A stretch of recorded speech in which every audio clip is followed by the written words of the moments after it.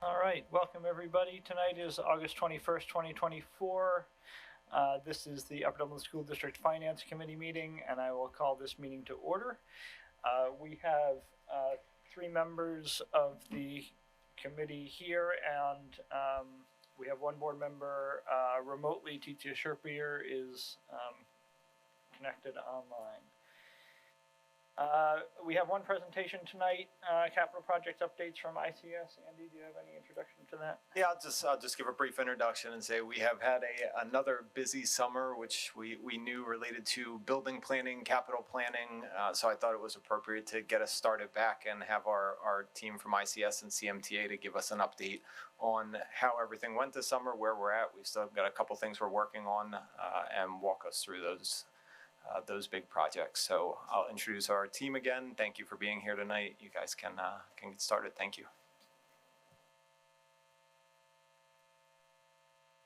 Good evening, everyone.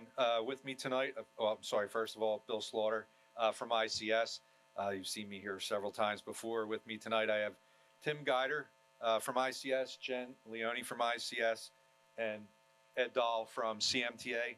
So we're going to update you on several projects that we're working on right now. The storm damage repairs, which are wrapping up finally at Fort Washington, a couple GISA projects, the softball field, transportation facility, and the landscaping. So we'll go through these items one at a time, let you know where they are, and if you have any questions, feel free to reach out. So the first topic that we wanted to bring up was the storm damage repairs at the bus canopy. There were some significant changes to the sidewalks made when we approached for the final permit or the final inspection to start pouring the sidewalks. We were required by the township to bring everything at the site up to ADA standards. So that was a little bit of a fire drill. We got that worked out. I will show you on the next slide where we're at with that. There are additional costs associated with that. They were submitted to the insurance company, and we received a phone call from them yesterday that they would be paying all those fees. So the additional fees have been put to bed on that. So bullet 3, you can ignore. They've agreed to do all that.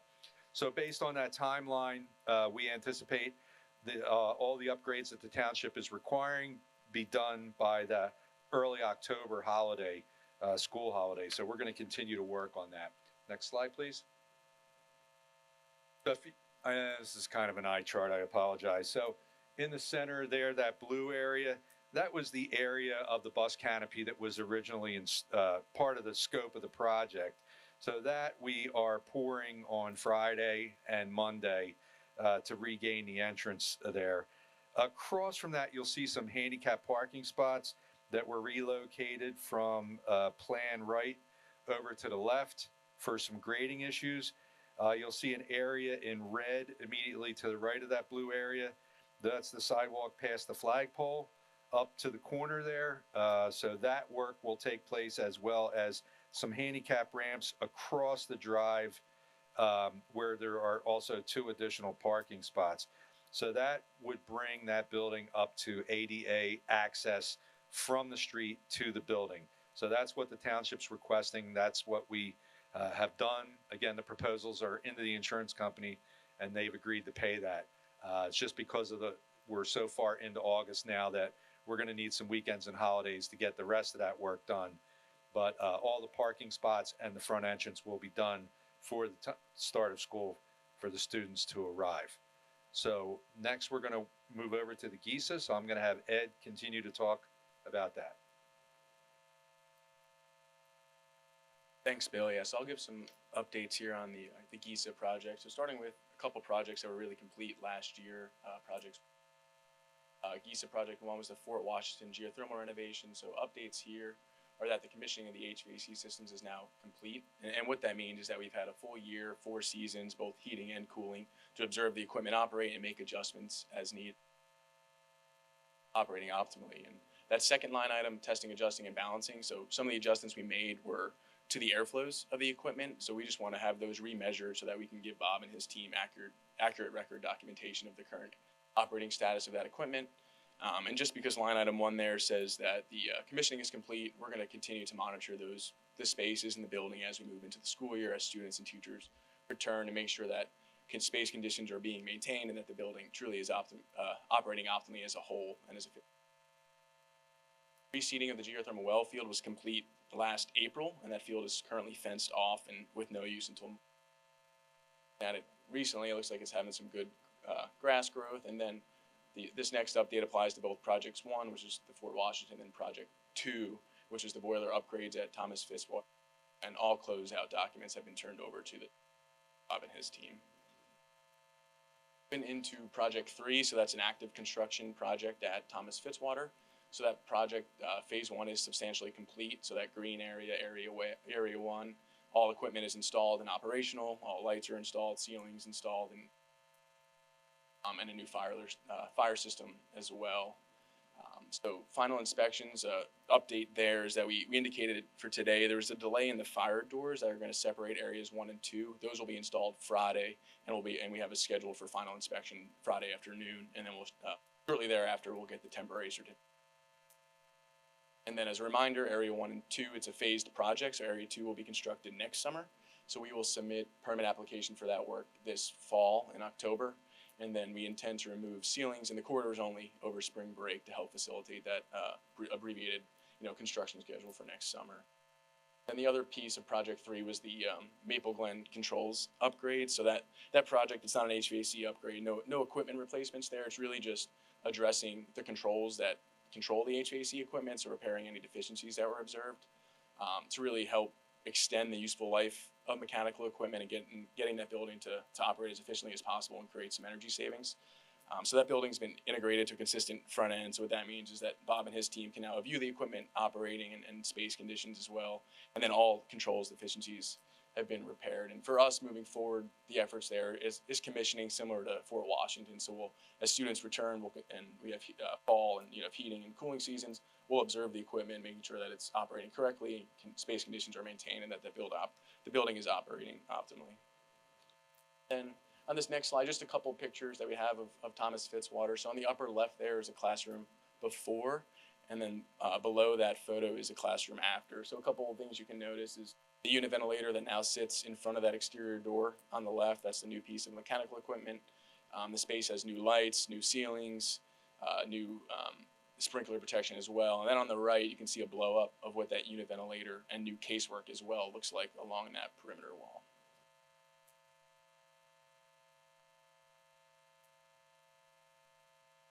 All right, I'm back to give you an update on the softball fields. As you folks all know, the board approved the softball field project in April.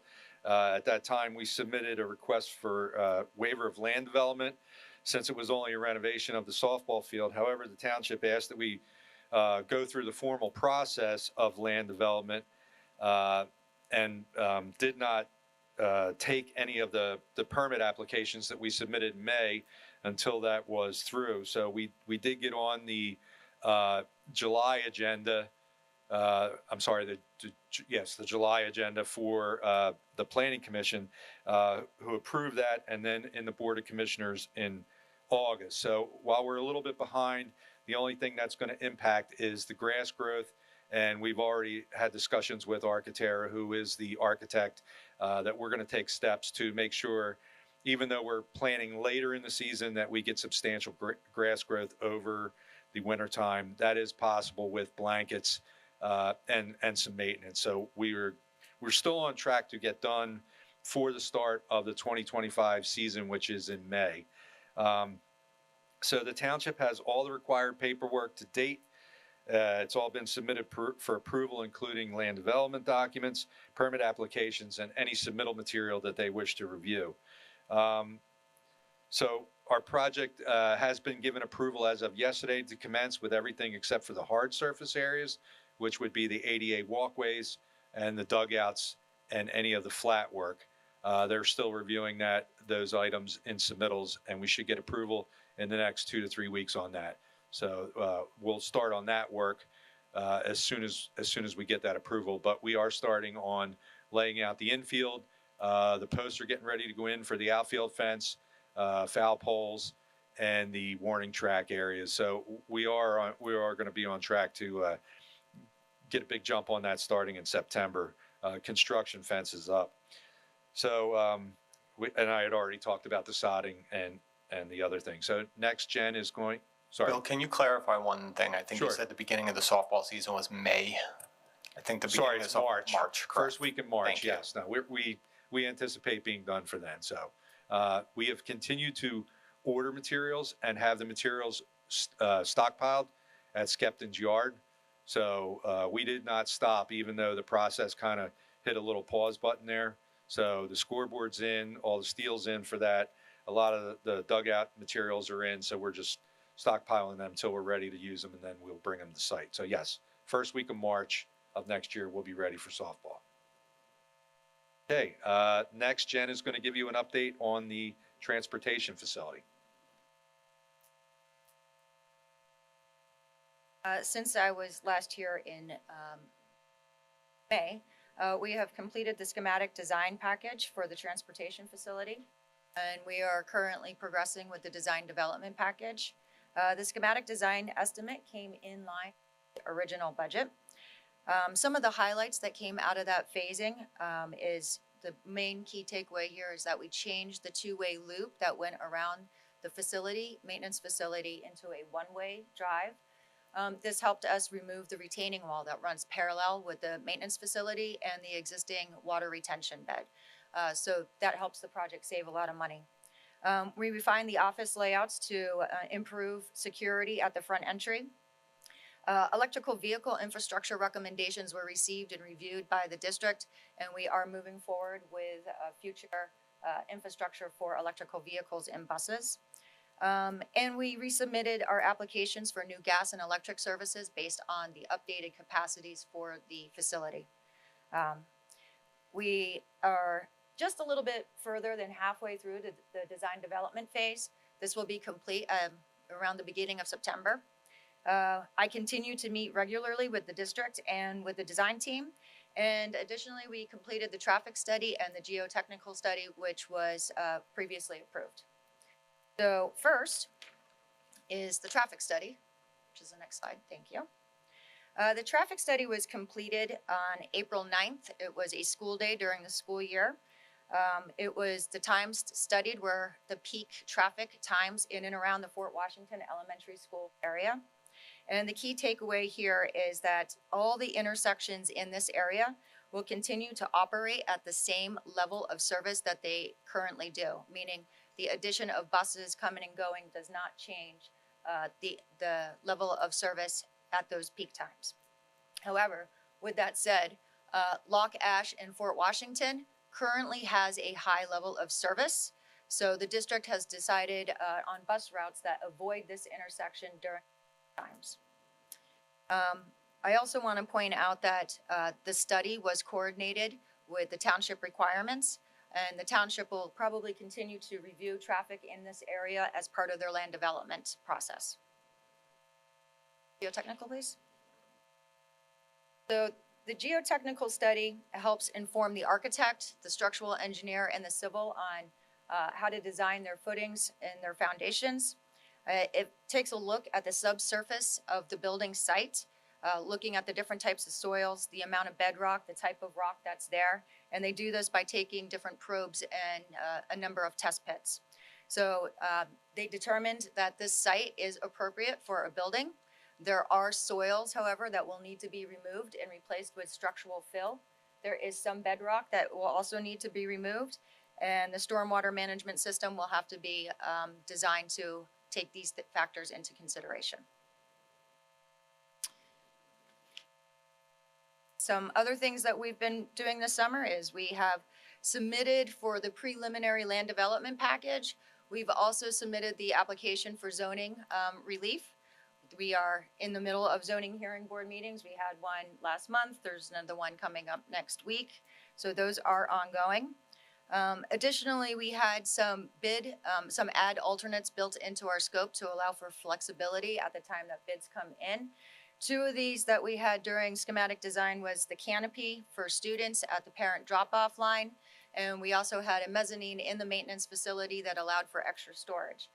Since then, we've added two more. One of them is ball field netting that runs parallel between the bus parking and the soccer field. And this is to prohibit any balls from getting into the bus parking lots. And the addition of paving the gravel driveway that runs in front of the Field of Dreams that connects the new facility with Lock Ash.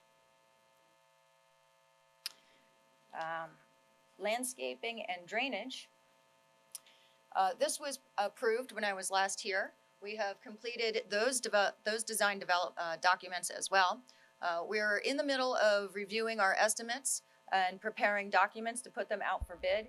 We're considering or evaluating a cooperative purchasing agreement to bid these documents out. So we're working through those details. And when we iron them all out, we will be back here in front of you guys to provide you with those details at a later date prior to putting it out for bid. That wraps us up of Q&A. Start. All right, thank you all for the presentation. We'll see if there are any questions from members of the committee first. Jenna, I see you nodding. Yeah, question. This is transportation facility related, just so you guys have the right person on deck. So question about the driveway loop. So we changed that from two-way to one-way. So can you explain how the traffic pattern is going to work then? Yep, so it really only affects the people that work at the facility. The parents will come in and they'll go through their roundabout and leave. Any staff that needs to come into that facility, there's only a few parking spots that are available along that route, so there are a lot of people won't necessarily be using it. It's very limited. So you will come in, and you'll come down, and it used to go two-way all the way around, but now it's just gonna go around once and back out. So it reduces the width of the driveway, and that allows us to build the slope of the retaining wall up, so we don't have to have a hard drop off and put a retaining wall in. And then, so the whole purpose of that is to give us more space so we can slope the the hill into the existing detention bed versus having to put a retaining wall in there. I don't know, did I do that justice? Yeah, and Okay. I just because we may get questions about it. So for the parent drop off, how will that work? So they're going to come in off Lock Alsh, is that right? Yep. And then they would exit. And there's a large loop. Yep, So, yep. so they come, and that hasn't changed at all. Okay, that part doesn't hasn't affect them changed. at all. Okay, Yep. got it. Thank you. That left-hand side of the building that borders the wetland. That avoids the whole retaining wall that would have been required. Yeah, because when I first heard it, I thought you meant because the entrance off of Lock Alsh is also going to be two-way, correct? Yeah, so that's when I That's first heard it. That's what I thought you meant. So, okay, thank you for the clarification. You have anything, Alima? Yeah, go ahead. The paving along the Field of Dreams, is that for access to the bus transportation center, or is it? Gravel driveway. So there's a gravel driveway currently that sort of connects the new facility building with Lock Ash, and that will be, and it's gravel, and it runs right in front of the Field of Dreams, and people park there for sporting events. It was requested for us to get a number to see how much it would cost to pave that. Okay, so it's just like an access road. Yeah. To the okay. Yeah, it's not made or designed, or the intention is not for a major thoroughfare. We're not, paving it to give people extra access to that site. And then the reseeding of the fields at Fort Washington Elementary School, that's going to help with the drainage issue that they were facing last spring. So what happened, the reason the field was reseeded was the grass did not grow in very well based on the dry conditions, so that has been reseeded. The draining and landscaping additions that we're going to present to you will help solve that problem.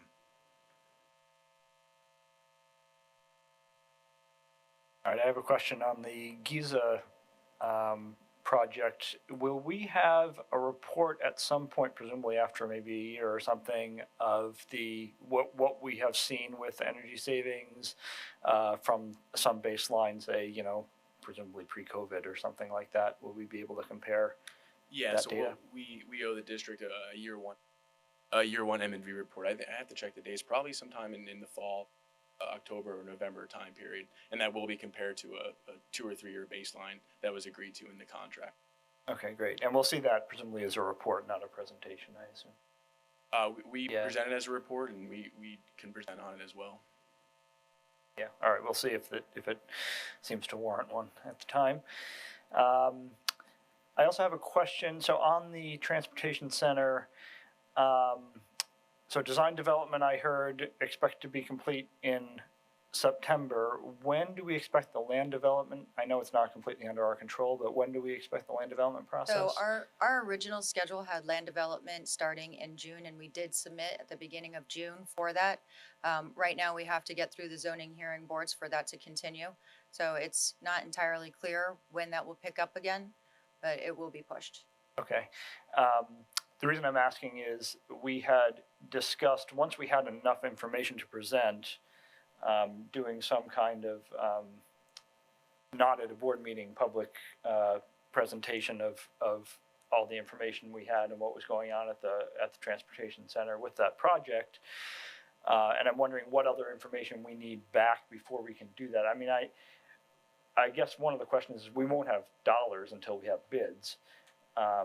But we may want to do it before, even without that information. But what other information are we awaiting before we are prepared for that? Yeah, and I mean, I think design development documents is one of them, but. Yeah, I think that's one to get through. I think we don't need bids, I don't think, for dollars. That's part of the estimation that If our I team is understand doing it here, so. correctly, we estimate this at the end of each phase. So we estimate it at the end of schematic design, we'll estimate it again at the end of design development, and we'll estimate it 50% of the way through construction documents as well, just to ensure that we are in line with our original budget, and if changes need to be made, that's when we can make them, so. So I think we can continue that conversation after we have the final design documents to determine what the right timeline is for that. All right, thank you. Any other questions from members of the board? Go ahead, Jen. And then maybe this is for Andy. How does it work with the add-ons, the alternates, because we have to go with lowest bidder? Is that right? And then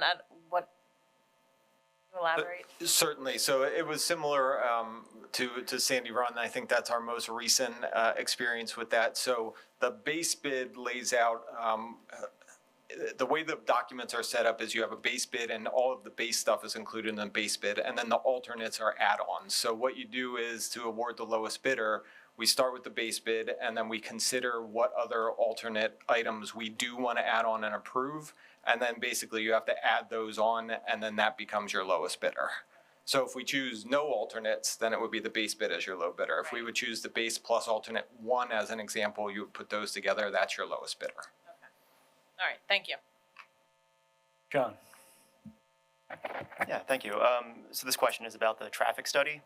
And so I know you said that the addition of the buses coming and going won't change the service levels at that intersection.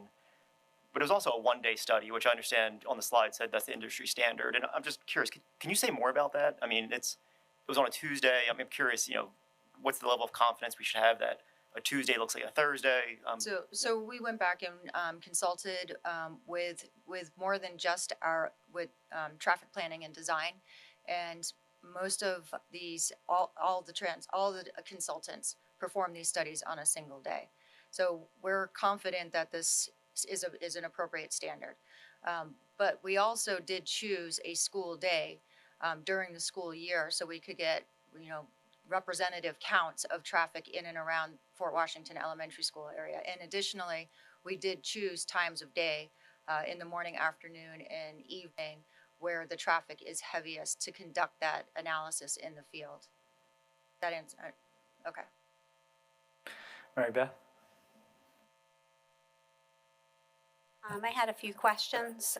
In terms of the geotechnical report, like the stormwater basin and the fill that needs to be used to deal with the shallow rock and all of that, does that affect the land use and variances process that's happening with the township?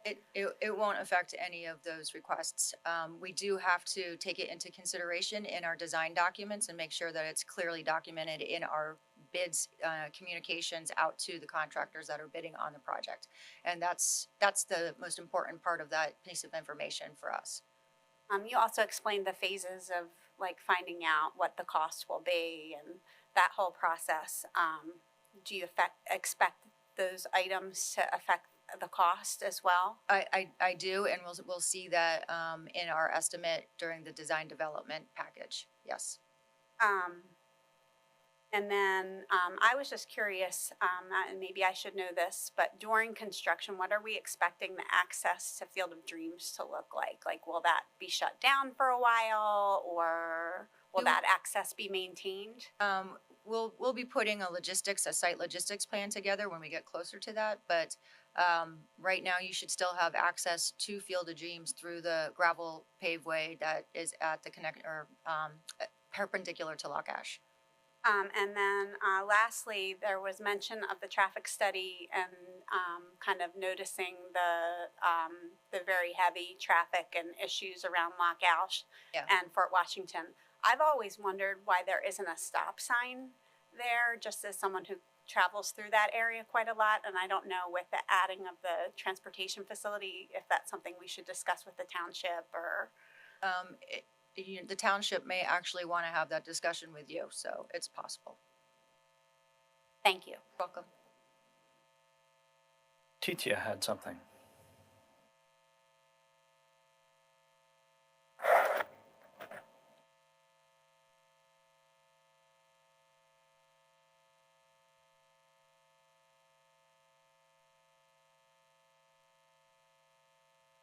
Go ahead, Titia, you're muted.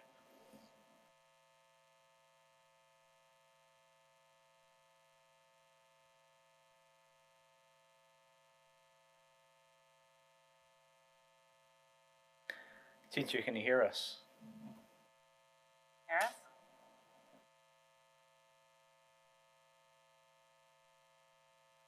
All right, we'll come back to Titia if we can get her. Maybe someone can text her, Brooke, and see if you can get through to her.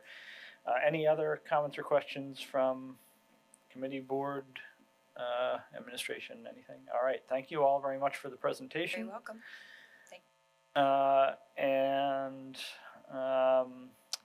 We'll move on to our regular agenda. There we go. I saw a finger. All right, go ahead. Can you hear me? Yes, go ahead. Can you hear me at this point? Yes. What's she? Oh, she's looking at that camera. Yeah. Okay. All right. Good. Thank you and good evening. I have a couple of questions about the GISA report. One about the bus canopy at Fort Washington. I understand some more work is happening there. You mentioned weekends. Is there any impact on building access during the regular school hours as the project gets to completion? So our plan is to get as much work done as possible prior to school starting. Whatever we can't get done prior to students arriving will then go on the hold, and then we will plan that around school holidays for the remainder of that work.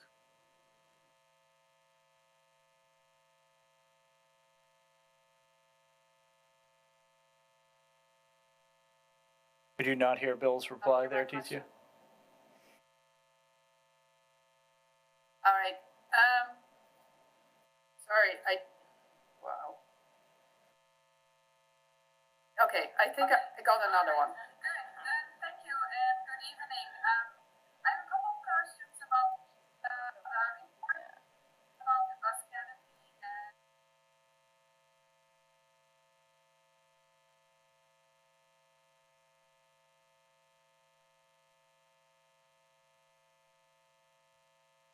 That's what we're doing, but now I can hear play. I can hear the question. I think, I don't know it.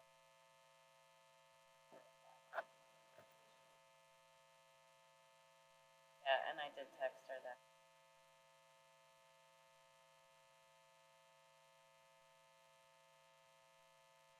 other question is the heat, the HVAC. I did hear that. Thank you.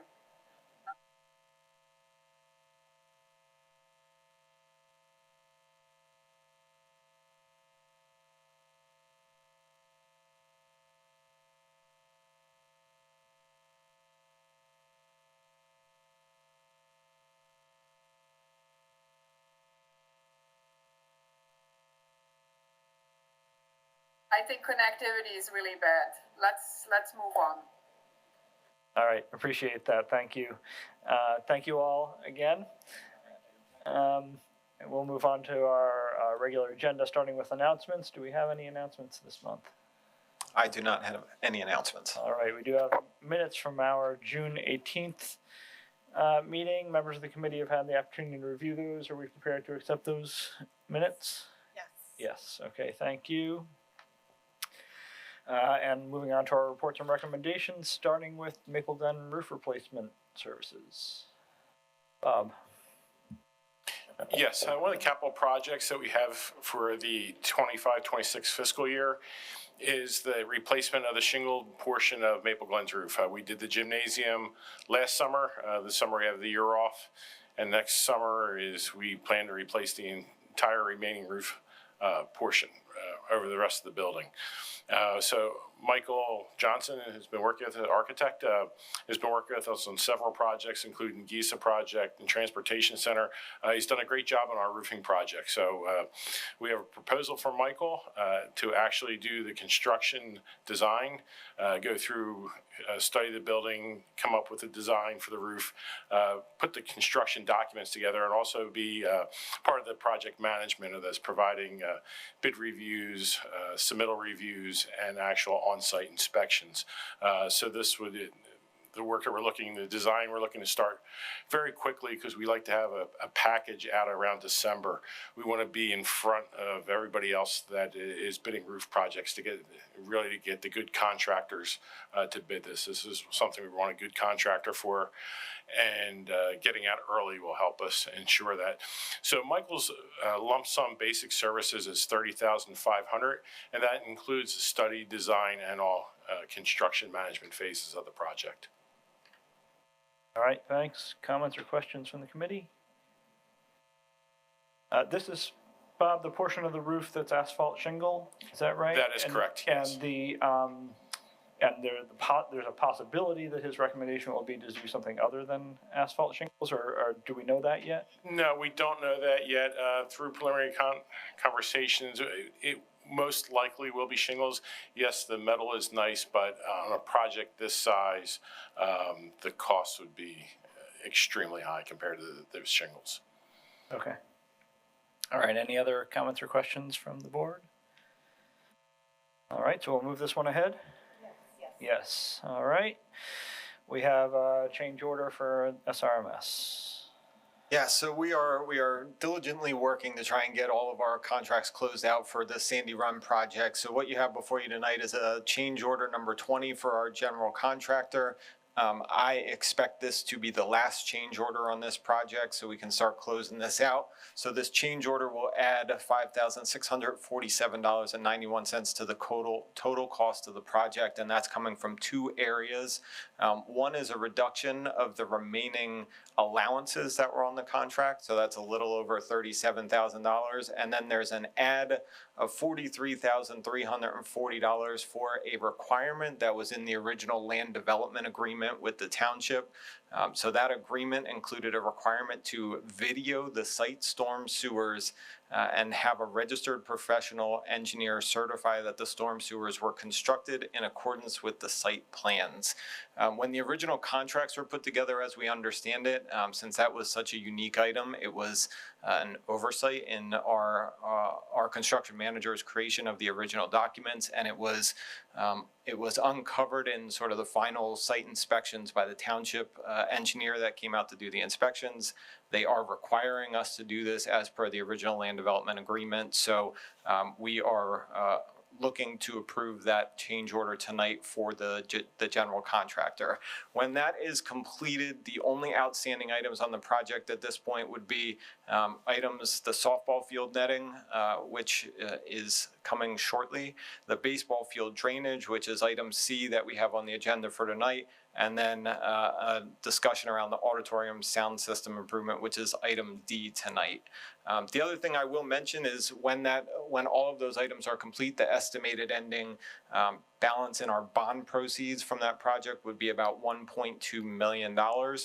That's been part of our capital project on the schedule for our capital projects. That's been estimated. It was closer to $1.1 million.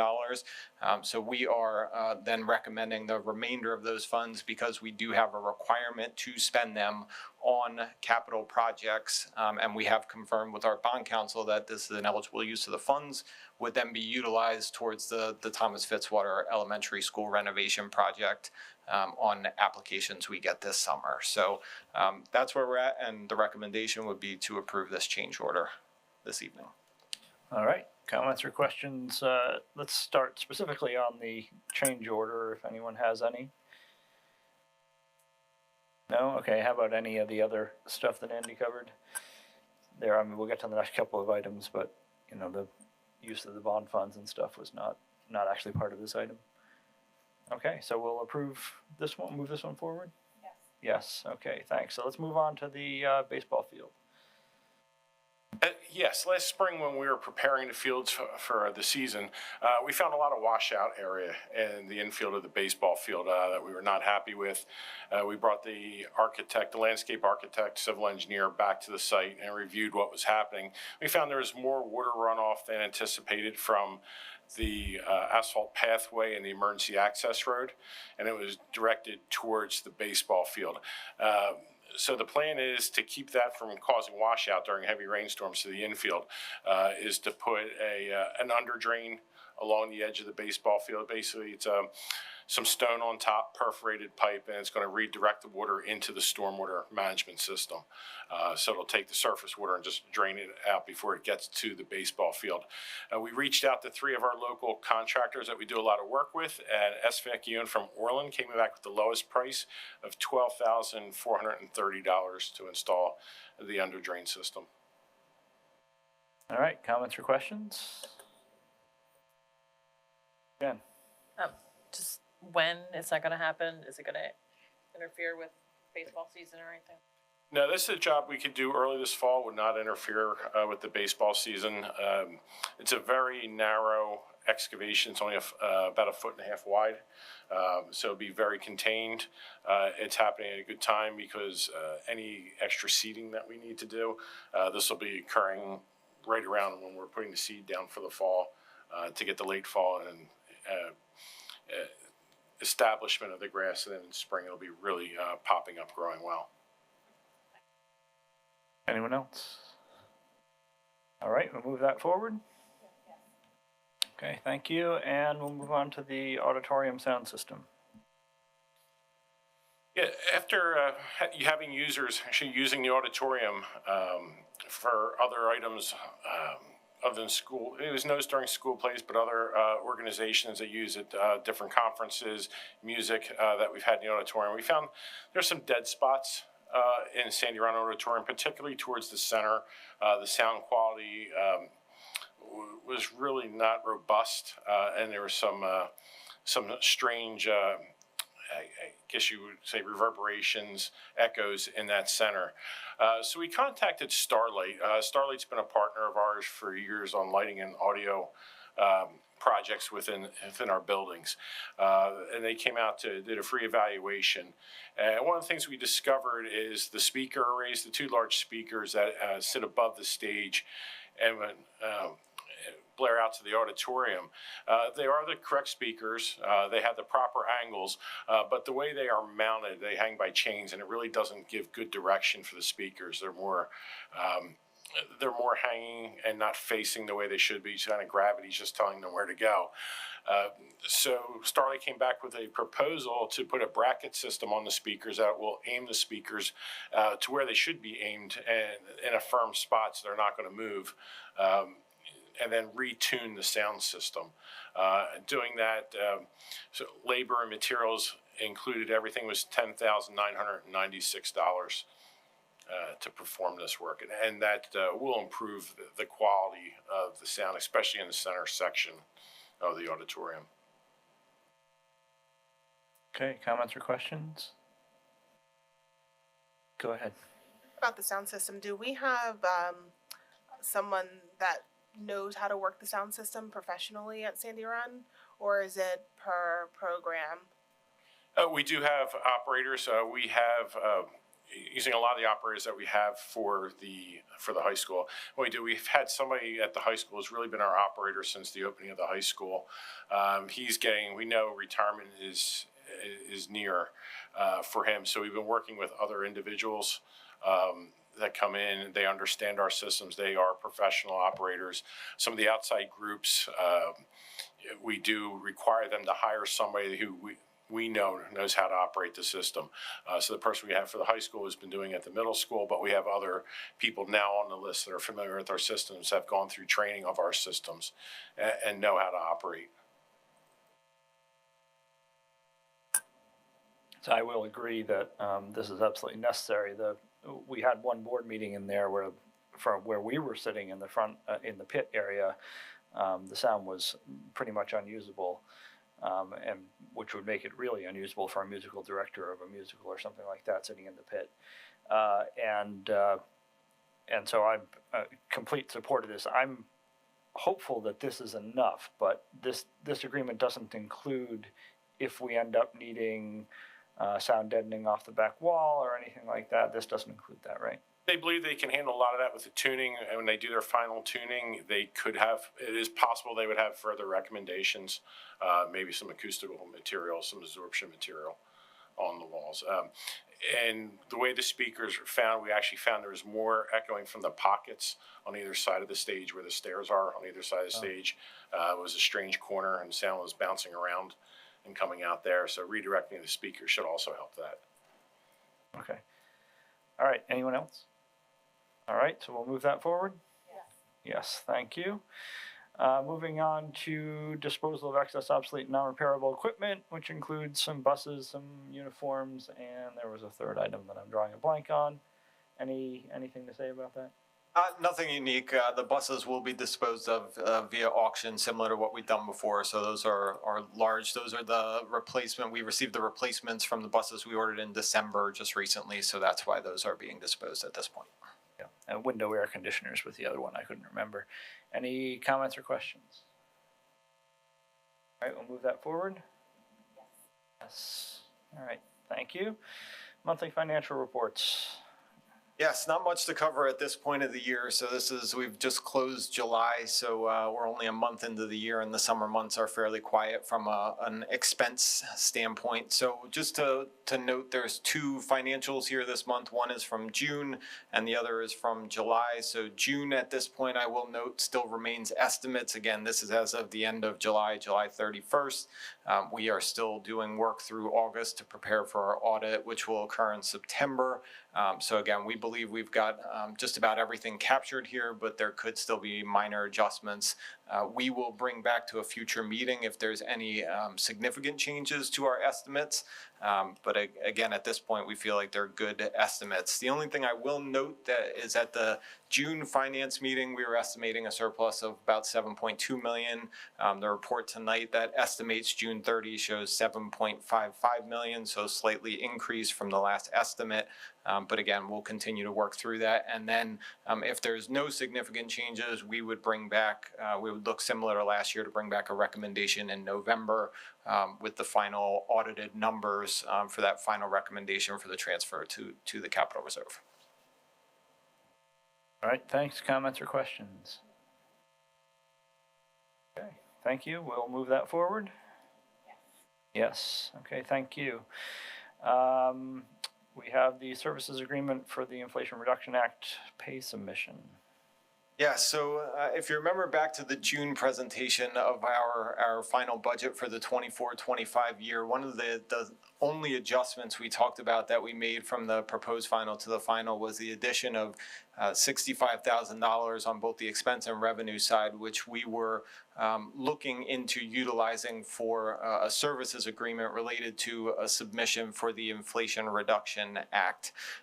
So The adjustment was to assure that we had funds budgeted on both sides. It was a wash. It was no impact to the overall budget, but we believe that we are eligible. Our project at Fort Washington, the renovation project, is eligible for a substantial reimbursement under the Inflation Reduction Act. The project is eligible for the IRA reimbursement due to the geothermal wells that we put in there. So if you remember when we started the project obviously as a result of the tornado damage, and then we took the opportunity to do a larger renovation there.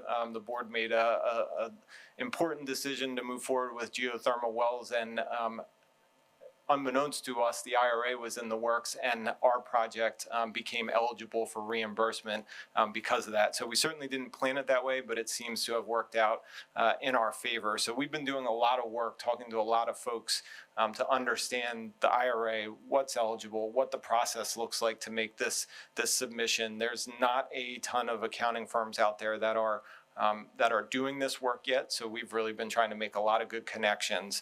When we brought that forward in June, we had one estimate at that point, and it was $65,000 for a large accounting firm to do that work for us. Since then, we've made some connections and got quotes from two other firms, and one of them being the one that we're bringing forward to you this evening. So again, Energy Tax Savers is a company that's in New York. We were connected to them through a company called K-12 Undaunted, who again is doing work in the energy saving space with schools. And they recommended this firm to us. I got in contact with them and started having conversations. It was clear that they had a very good handle on the IRA and what was going on there. Again, the quote that they gave us was $14,100. So I think at first I was a little unsure because of the difference in the pricing. So not only did we get to know them and ask lots of questions, but we also asked for a reference. They put us in touch with Seattle Public Schools, with their director of capital projects, and their director of capital projects had nothing but great things to say about them. They are in the process of submissions for the IRA. This firm is also helping them plan future capital projects to cost out what their reimbursement could look like under the IRA, and help them make decisions on project scope that could be eligible for IRA to help offset costs. So I feel very confident recommending Energy Tax Savers to do this work with. While the agreement's only $14,100, we don't have an exact number yet, but we believe that we're eligible for reimbursement for over $1 million, which would be really great to offset the cost of that project and continue to help support our capital reserve fund. I think it also helps that CMTA, our folks that were here tonight, they have a good handle. While they're not doing the accounting work and submission work, they have a good handle on the IRA, and they've already done some of those estimates as well. They've got a lot of the documentation that we need to get this process started. So again, we're excited about this and looking forward to it. It's also interesting, again, for them as we start talking about other projects like Jarretttown is, how can a firm like this help us to estimate costs and figure out how maybe we can utilize these funds for future projects. So the recommendation is to move forward with Energy Tax Savers to do this work and get this submitted.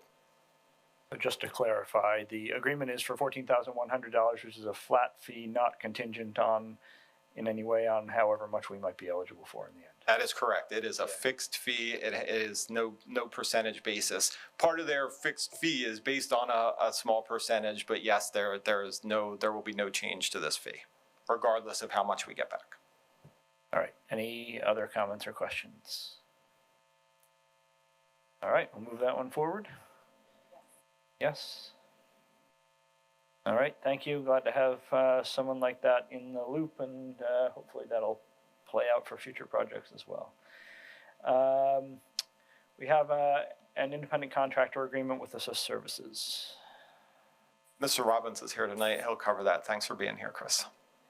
No problem. So Assist Services is a contractor that we've used throughout this driver shortage that we faced the last 2 school years. This year, we negotiated the contract with them. The flat rate per student per ride hasn't changed, still $28. The mileage did change. They initially came to us, our last two contracts, it was $2.50 a mile after 5 miles. This year, it's every mile that the student rides. So we were able to negotiate down to $2.25 per mile. Another fee that we see is additional siblings was $10 per sibling. Now it's $7.50 per sibling. And there used to be a fuel surcharge for 5% when fuel's over $3, which been over $3 for far too long now. So they removed that surcharge altogether. So to continue this relationship, which has been a great relationship for us the last 2 years, just makes sense, especially at these discounted rates that we're seeing. So. And the only thing I'll add on to that just is the reminder that this contract was never aimed at reducing any UDSD contract positions. It just provides us for flexibility with some of the unique runs that we do. So thanks, Chris. Yeah. Comments or questions? All right, thanks, Chris. Do we expect, so we expect the net cost over the course of the year to assist services to be lower, did I understand? Or we don't really know? We don't really know. Yeah. It's unpredictable based upon the number of students that we have that we need to use their services for. So, Chris, can you talk about what we budgeted versus what we're set up for now based on the current needs? Yeah, so based on our current needs, we budgeted for the 7 rides that they were doing for us last year. Right now, we have 3 rides, and one of them is only a partial ride due to a split custody situation, so it's only a couple days a month. So it's very limited compared to previous years. All right, good, thank you. All right, so did I already ask, are we gonna move that one ahead? Yes. Yeah, I did, and we said yes? Yes. Oh, okay. All right, thank you. So we'll move that one ahead. Thanks, Chris. We've got 2 student transportation agreements. Yeah, so these are transportation agreements. They are both for the same student. One was an ESY transportation agreement, which needed to be put in place for summer transportation, and one's for the 24-25 school year. Again, this is a unique situation that we have, so we are required, obviously, to provide transportation services to students. This one's unique in that we are not currently able to meet the needs of the student. So this transportation agreement we've had in place. This will be the 3rd year we've had in place with this parent, and I think it works well for both sides. While obviously we can't get into any of the details here, it is specifically related to our transportation services that we need to provide. So the recommendation is to ratify the ESY agreement, which is not to exceed $3,000 for the ESY program, and then the school year 24-25 school year agreement would be not to exceed $14,000 for the year. All right, again, with the understanding that we can't discuss particular student needs in public. Any comments or questions? No. All right, thank you. So we'll move both of those ahead? Yes. All right, thank you. We have 4 settlement stipulations. Yes, 4 settlement stipulations this evening. 2 were owner appeals, property owner appeals, and 2 were district appeals. So items L, M, and N essentially wash each other out. So L is 425 Commerce Drive, and that's a reduction of $21,000 this year and $25,500 next year. M is 440 Virginia Drive. That's district appeal, so we're going to see an increase of a little over 21,000, and then 1801 Lime Kiln Pike is a little $6,600. Item K is 1650 North Lime Kiln. It's a larger decrease. Again, large commercial property has a decrease of $131,000 this year, and then has a further increase of $170,481 for next year. So as a reminder, these were all sort of known and in the queue, so their settlement stipulations are negotiated with our solicitor with input from both myself and our firm that we utilize for appraisals on properties, and they're all recommended for approval. Comments or questions? All right, we'll move all 4 of those ahead. Yes, yes, thank you. And last but not least, we have a welcome donation from Cross America Partners. Yes, we do. Another excellent donation. So this one was specifically aimed at or given to Maple Glen Elementary School. So they received a donation of $1,000 from Cross America Partners. It's on behalf of local Exxon and Mobil stations through its Educational Alliance program. As stated, the donation must be utilized at Maple Glen Elementary School specifically to support its STEM programs. We've been working with Mr. Perez at Maple Glen. He's already got a plan there, and we are certainly thankful for the donation and recommend the board accept it. All right, comments or questions? Do we know how the funds from this is this really funded by the people who are buying gas and services at those local stations? I don't know that the letter was clear in that, and we didn't know kind of what the genesis of this donation was, so we don't know that answer. All right. So I'm not sure exactly who to thank, but we're certainly appreciative of the donation. I do have a question. Is it possible for our other schools to take advantage or get enrolled or however? I don't know the answer to that because we don't, again, it wasn't something we applied for or asked for. It was just, it actually just showed up one day and Mr. Perez was like, hey, we got this. Can we utilize it? What's the process? And we were like, yeah, here's what the process is. So I don't think it's anything we did. I think it was just someone identified us and gave us a donation. So we can certainly follow up with them and ask more questions, but we don't know the answer to that. Right, just as a reminder, per our policy, our board is required to formally accept any donations. So that's what we're doing here. And we're certainly appreciative of it. Shall we move that one forward? Yes. Yes, thank you. All right, that brings us to the end of our reports and recommendations. We're up to public participation. If anyone would like to address the committee, please come to the microphone. State your name and place of residence, or affirm that you're a resident or a taxpayer before addressing the board. Thank you. Yes, Ginny Vitella, Ambler, taxpayer. The ICS mentioned that there was updated drawings and documents, and I'm wondering if they are available for public consumption, and if so, where or when can we get them? The Field of Dreams parking lot, the gravel lot. So I'm a little confused. I know you asked a little bit of Lima about it.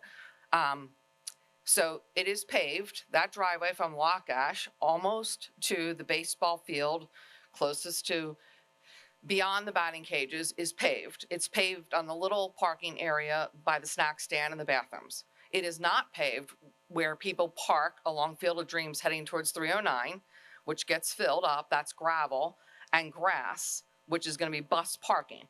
So I'm not, and then the whole turnaround section where the building is, where we use for car line now, that is gravel as well.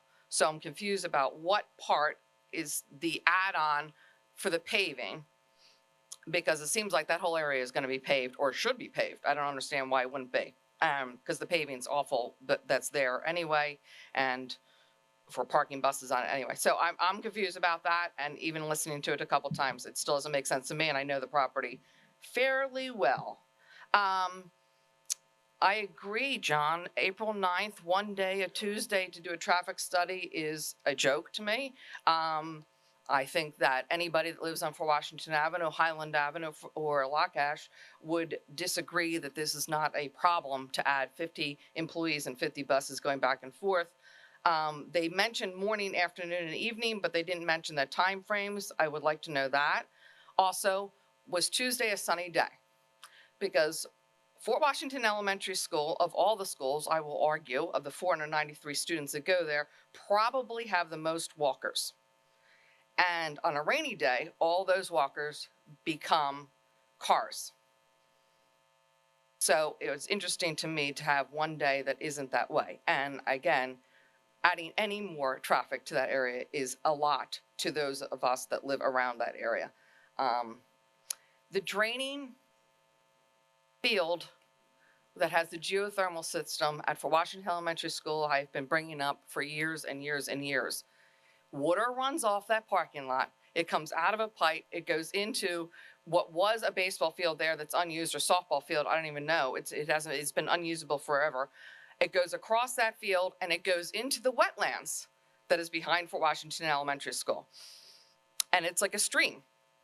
So I don't understand. It's not because of the grass didn't grow, and it's not because of anything else. It has been a problem. They knew it was a problem before the geothermal system is, and I think it's unfortunate that it wasn't addressed when I definitely brought it up prior to all that activity happening for Washington. And I wonder, since we're doing a drainage sort of thing at the baseball field at Sandy Run, why something similar couldn't have happened or shouldn't happen or isn't able to happen to solve this problem for Washington Elementary School on their little field they have, their little pathetic field they have. And also, I'm wondering with the baseball issue and the sound system, this seems to be a contractual issue with what we got for the $80 million or whatever it ended up being, $76 million Sandy Run new building. I don't know why we have these add-ons to fix something on a brand new building. These are problems from the beginning, and how is that getting paid out of operating budget or capital improvements? Okay, that's it. Thanks.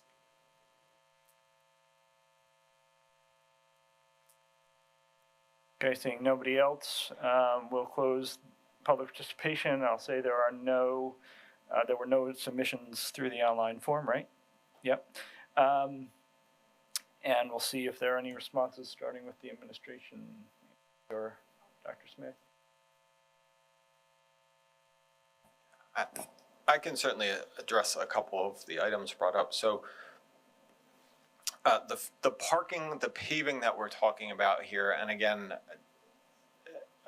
maybe it wasn't as clear when it was addressed. So when the original bid documents were, or not bid documents, when the original design and estimated budget was put together on that property, it was specifically the area of the transportation facility. It did not include, so if you think about coming off of Lakash and coming down towards the proposed facility, eventually you get to the end of the paved road, and then there's gravel road, which would then get you to the area of the proposed facility.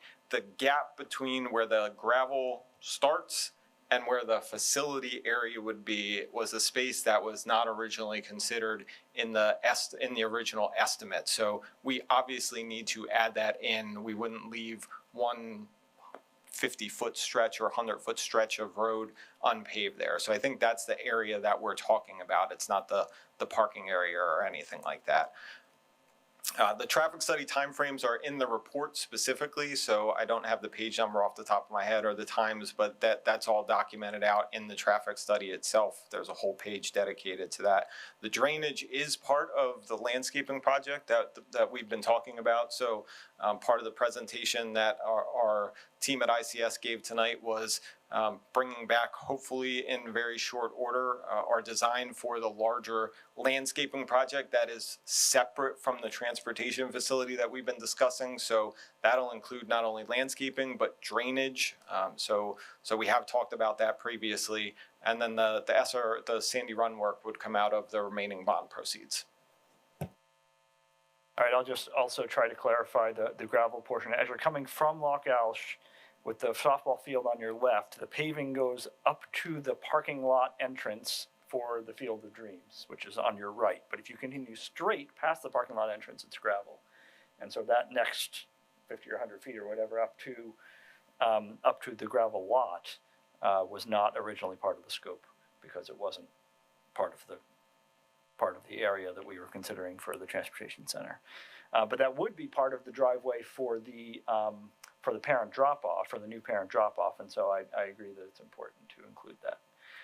Any other comments from anybody? Jenna? I think there was a question about the day the study was taken. If memory serves, I think it was April 9th, is that right? And based on the pictures, there are pictures in the study. It looked like a sunny day, I don't remember, but the pictures show blue skies. I can answer that. April 9th was weather ranged from 46 degrees to 79 degrees, and there was no precipitation. All right, anybody else have comments? All right, so we are at the end of our agenda. Our next Finance Committee meeting will be held Wednesday, September 18th at 6 p.m. here in the Cardinal Room. We are adjourned, and we'll take a few minutes to reset for the Policy Committee.